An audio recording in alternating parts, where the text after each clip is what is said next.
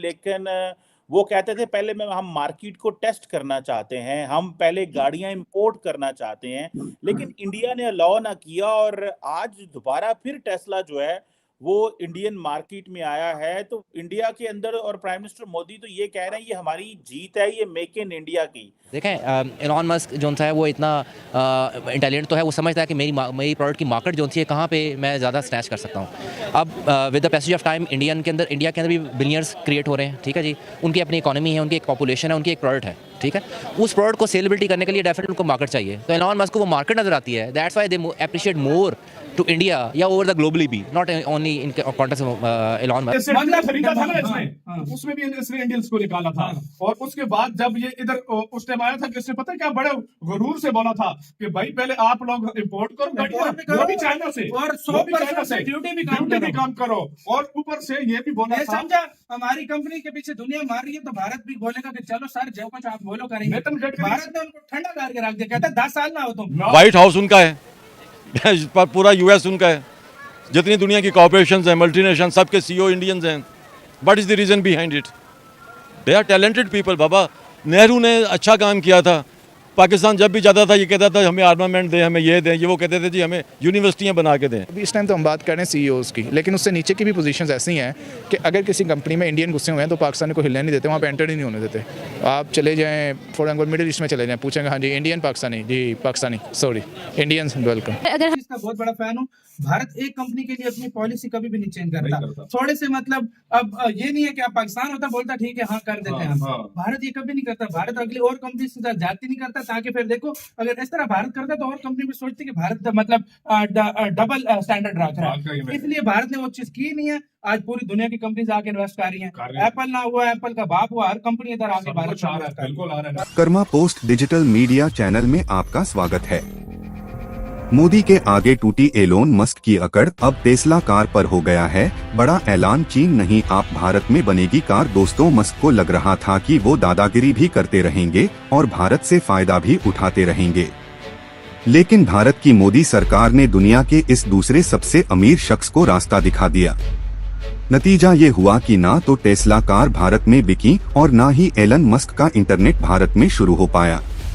दोनों का जब बोरिया बिस्तर गोल हुआ तो अब एलोन मस्क की हवा उड़ चुकी है और अब उन्होंने कुछ ऐसा ऐलान किया है जो करोड़ों भारतीयों को बड़ा सुकून देने वाला है। तो दोस्तों पहली बात तो यह है कि दुनिया के दूसरे सबसे अमीर शख्स से और टेस्ला इनके मालिक अब चीन की जगह भारत में अपनी इलेक्ट्रिक कार को बनाने वाले हैं, तो वहीं जल्द ही उनका सैटेलाइट इंटरनेट भी भारत में छाने को तैयार है। दोस्तों चीन को डाइवर्सिफाई करनी है और चीन की जगह दूसरा मैन्युफैक्चरिंग बेस बनाने के लिए भारत पर बड़ा दांव खेलने का फैसला किया है। यानी अब एलन मस्क की इलेक्ट्रिक कार भारत में बनने लगेंगी, जो भारत की बड़ी जीत है कि कई सीनियर अधिकारी पीएम मोदी और भारत सरकार के अधिकारियों से मिलने वाले हैं। दुनिया की सबसे प्रतिष्ठित इलेक्ट्रिक कार टेस्ला और मोदी सरकार के अधिकारियों के बीच होने वाली इस मीटिंग में कंपोनेंट्स की लोकल सोर्सिंग के मसले पर बड़ी चर्चा होने वाली है। इस मामले से जुड़े लोगों ने यह बड़ी जानकारी दी है। दोस्तों दुनिया की 5वीं सबसे बड़ी इकोनॉमी में टेस्ला की एंट्री अब तक नहीं हो पाई है। कुछ दिन पहले मस्क ने भारत में आयात पर टेस्ला कार बेचने पर लगने वाले टैक्स को लेकर के मोदी सरकार की तीखी आलोचना की थी, क्योंकि दोस्तों भारत सरकार ने टेस्ला इनकी उस योजना को हरी झंडी नहीं दिखाई जिसमें उन्होंने चीन से इलेक्ट्रिक कार बना करके उसे भारत में भेजने की योजना बनाई थी। अप्रैल 2022 में नई दिल्ली में भारत सरकार की सड़क परिवहन मंत्री नितिन गडकरी ने कहा था कि टेस्ला चीन में कार बना करके भारत में बेचना चाहती है, जो भारत सरकार को मंजूर नहीं है। नितिन गडकरी ने कहा था कि अगर एलन मस्क की अपनी कार भारत में बनाने को तैयार हैं, तो उन्हें बेचने की इजाजत भी दी जा सकती है। चाइना में बनाकर हिंदुस्तान में बेचने वाला काम मत करो। नितिन गडकरी ने कहा था कि भारत के पास टेस्ला जैसी कार बनाने की क्षमता और तकनीक दोनों मौजूद हैं। उन्होंने कहा कि हमारा एलोन मस्क से रिक्वेस्ट है कि वो भारत में टेस्ला की मैन्युफैक्चरिंग शुरू करने के बारे में प्लान करें। भारत एक बड़ा बाजार है, हमारे पास कई बंदरगाह है। भारत में टेस्ला कार बना करके पूरी दुनिया में उसे बेच सकते हैं। टेस्ला को कैसे भारत में कार बनाने में मुश्किलों का सामना करना पड़ सकता है, जबकि यहाँ मर्सिडीज बेंज जैसी भी भारत में ही बन रही है और उनको यहाँ पर कोई दिक्कत नहीं है। हालांकि दोस्तों के इस पूरे प्लान की बात भी टस से मस नहीं हुए और लगातार भारत की आलोचना कर रहे थे, लेकिन हाल ही में उन्होंने इसके ग्रीन सिग्नल भी दिखा दिए कि वो जल्द ही भारत में कुछ बड़ा करने वाले हैं। और दोस्तों अब ये ऐलान हो चुका है। इसके साथ ही दोस्त एलोन मस्क अपना सैटेलाइट इंटरनेट भी भारत में उतारना चाहते हैं, जिसके लिए उन्होंने बकायदा अपनी कंपनी को भारत में रजिस्टर करवा लिया था। लेकिन तभी मोदी सरकार ने उनके इस पूरे बैकडोर चैनल पर रोक लगा दी और इसके बाद की कंपनी को ग्राहकों से उगाए गए पैसे भी वापस देने पड़े थे। यानी दोस्तों एक तरीके से एलोन मस्क की दादागिरी को मोदी सरकार ने धड़ाम कर दिया और अब घुटनों पर है, क्योंकि दोस्तों भारत में ऑलरेडी इलेक्ट्रिक कार्स का बड़ा मार्केट तैयार हो चुका है।